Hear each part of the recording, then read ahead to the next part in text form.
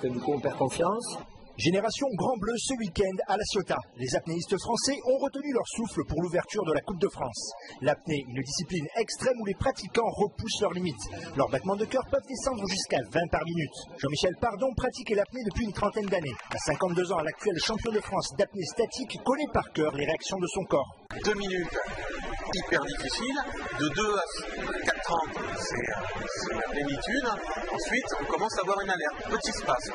Quoi qu'il en soit, pour le grand public, si on voit un lâcher de bulle, on sort la personne tout de suite. En apnée, la force mentale et la relation de confiance avec le préparateur font toute la différence. Brigitte Populus a battu dimanche le record de France d'apnée statique, une performance liée à cette complicité. L'importance du coach, c'est à la fois de pouvoir se détendre, à la fois de pouvoir me laisser aller et avoir quand même en même temps la conscience du temps. La conscience du temps est la préoccupation première de l'apnéiste. Licencié au club de la Pointe Rouge à Marseille, Morgane Bourkis s'entraîne tous les jours. Pour le médaillé d'or au championnat du monde par équipe 2008, il est difficile de pratiquer ce sport sur Marseille.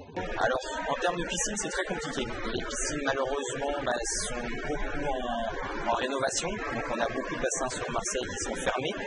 Donc, on a énormément de clubs après qui sont regroupés sur les piscines. Donc, moi, je suis obligé de m'inscrire dans 2 clubs à Marseille et un autre club à Aix-en-Provence. Morgane Bourkis poursuit son entraînement en espérant, pourquoi pas, flirter de nouveau avec l'or au championnat du monde indoor qui se tiendront en Italie au mois d'octobre.